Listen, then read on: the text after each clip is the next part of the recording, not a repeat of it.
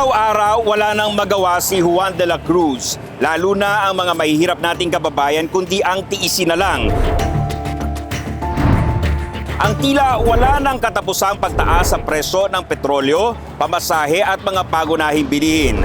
Halos mabutas na nga ang bulsa, dagdag pahirap pa ang mga bayarin sa gobyerno na ikinakarga sa publiko na kung tutuusin ay dapat libre na. Gaya na lang ng computer fee na binabayaran sa Land Transportation Office na napupunta lang pala sa ID provider na Stratcom. Samantalang may kasalukuyang sistema naman pala na pag-aari na ng gobyerno na hindi na kailangang maningil pa ng dagdag gastos sa mga motorista. Narito ang aking special report.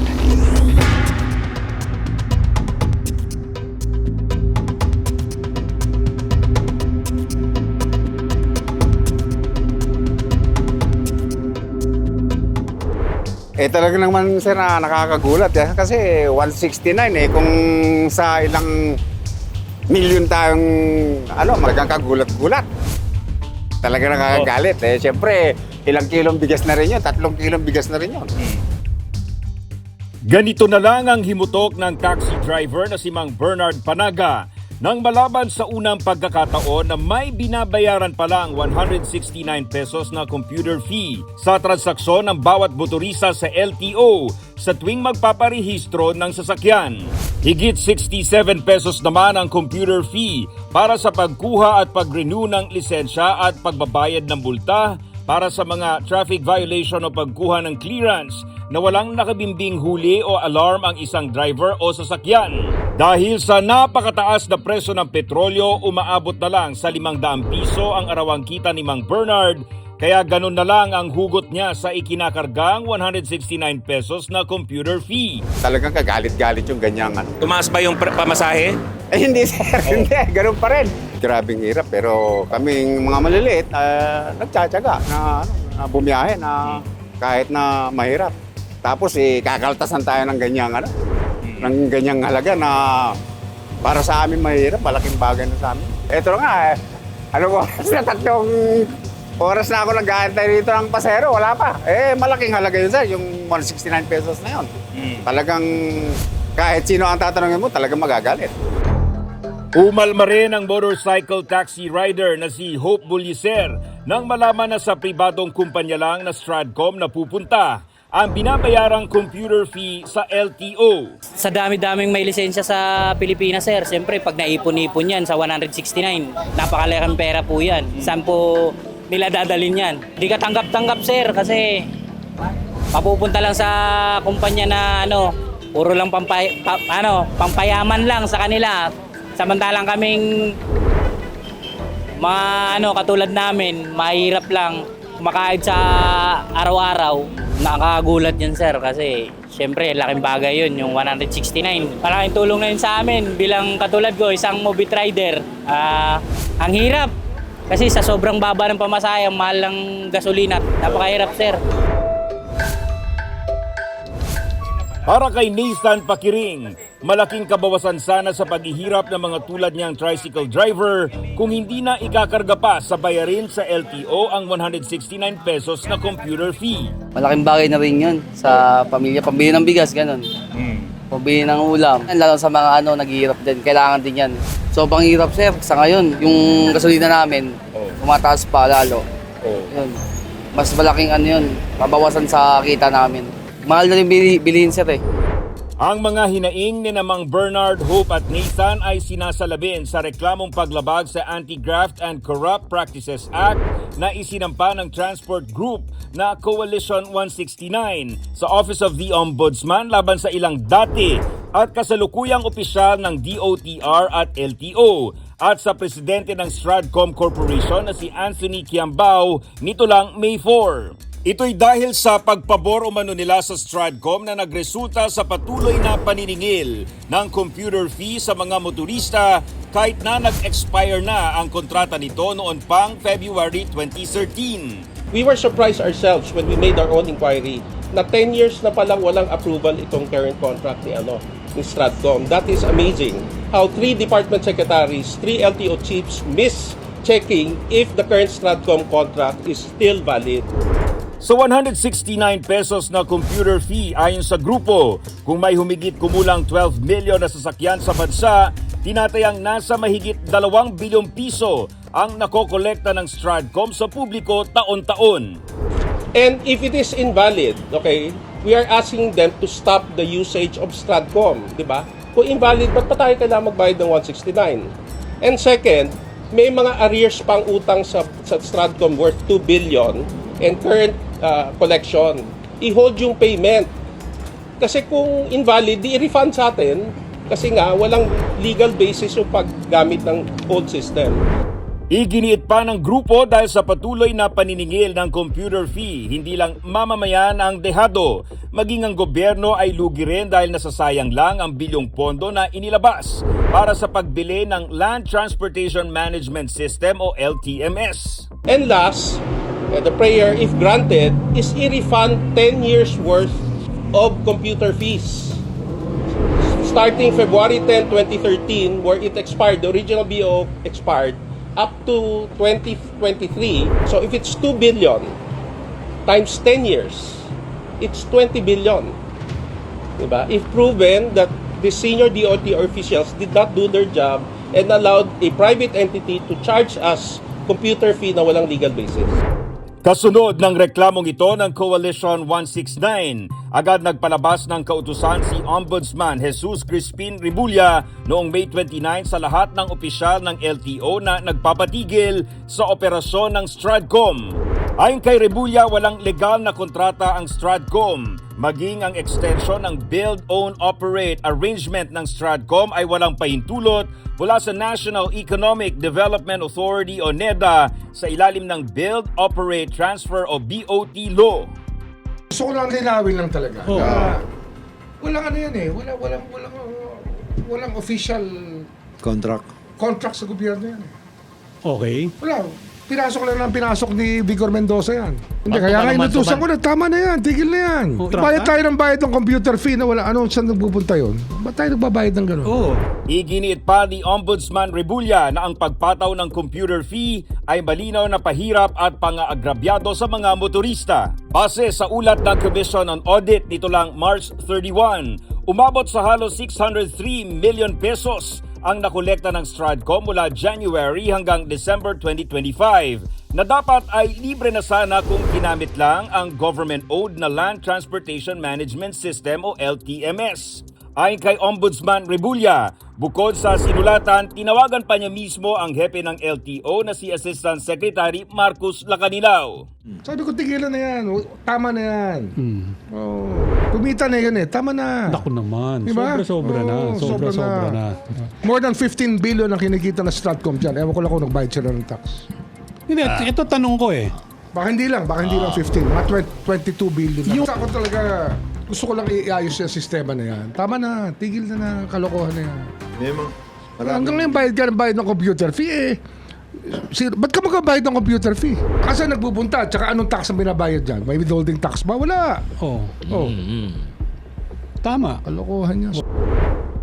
Tinukoy rin ni Ombudsman Rebulla ang umano'y issue ng korupsyon sa IT system ng Stratcom dahil sa kawalan ng competitive procurement, contractual transparency at maging kakulangan ng audit trail at safeguards. Tapos ang gulo. Maraming multiple license. Di ba? Madaming peke. Ang dami. Tsaka yung mga Yung registration. mga butas, sinasadya nila yung butas para may palusot. May Di ba? palusot. Tama na yun. Tigil yun. Mas ayaw nila na online kasi gusto nila may fixer. Oo. Oh. Che, kaya talagang magulo. Online o LTMS eh. Tapos gusto nila may fixer. Kaya ayaw nila na online.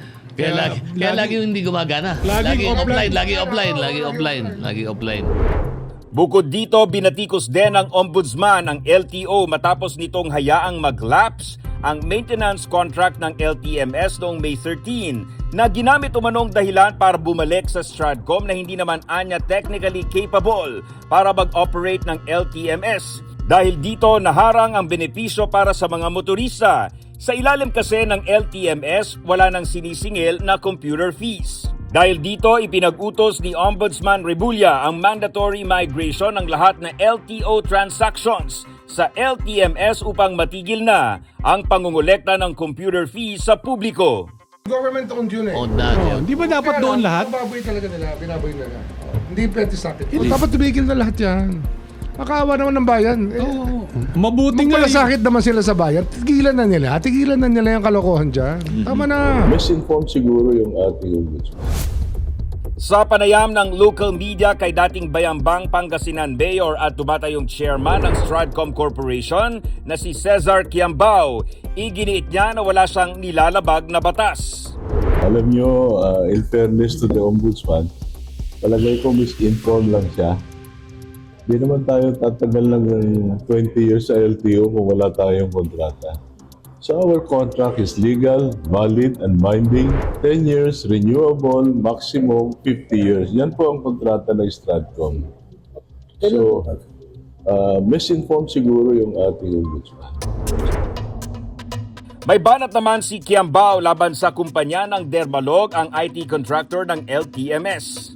Nung pinabiding nila, nanalo Dermalog, hindi naman nakadeliver yung Dermalog. So, ganyan pa tayo kasi nauusapan. Hindi ako pwedeng umalis hanggat hindi na-perfect yung kapalit. Eh, walang kapalit, so nandiyan pa tayo. Kaya lang, dalawang sistema tumatakbo dyan. Yung sistema ng LTO at saka yung LTMS kung tawagan, yung Dermalog. Kasi ayaw umalis eh. Nag-expire na yung kontrata niya noong May 13. Kaya expire lang, kaya ginugulo nila. Well, may mga ginagamit ng Dermalog na transport group na nagbigay ng information sa ombudsman.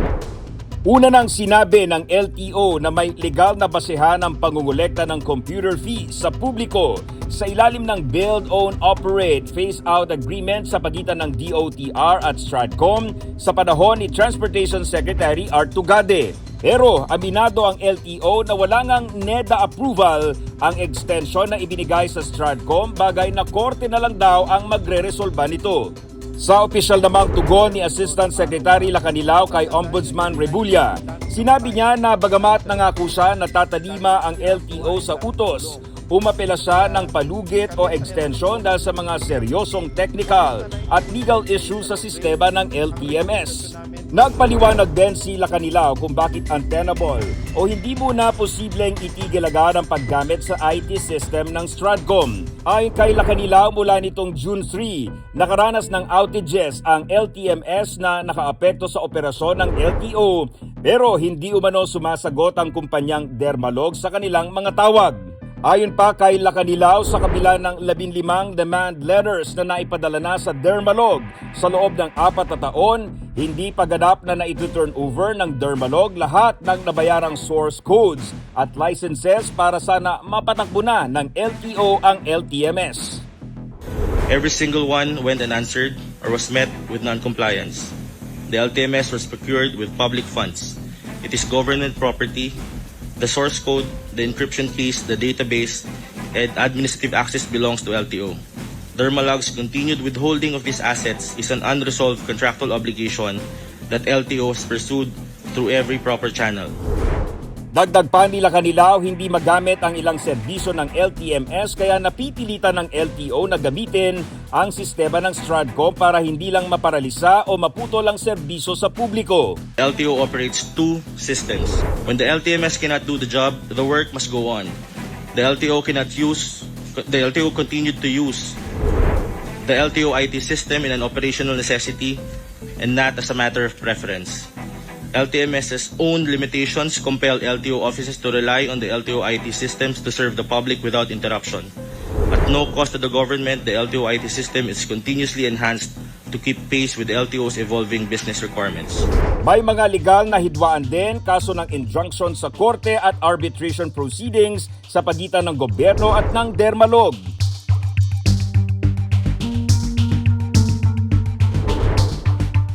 Nagpadala rin itong May 13 ng Dermalog ng notice ng pagpapatigil ng kanilang serbisyo, kaya nagdulot ito ng higit na komplikasyon para magamit ang LTMS. Dahil sa mga abirang ito, hiniling ng LTO sa Ombudsman na payagan muna silang patakbuhin ng sabay ang Stradcom at LTMS bilang pansamantalang lunas habang inaayos ang mga legal at technical na issue.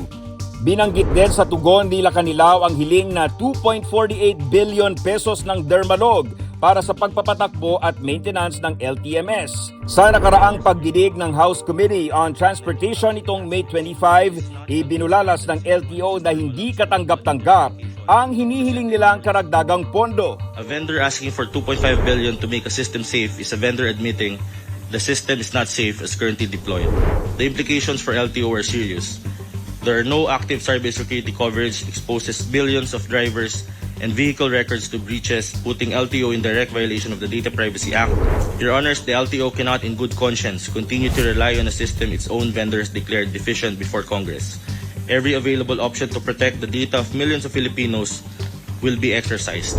Our mandate is to serve the Filipino public, and we will use every lawful option at our disposal to ensure that government-owned systems are returned to government control and that public service is never held hostage. Ano pa man ang paliwanag ng LTO, malinaw ang nilalaman ng kautusan ni Ombudsman Rebulla. Papatawan ng kaukulang parusa ang mga opisyal na hindi tatalima para lang mahinto na ang paniningil ng computer fee sa publiko.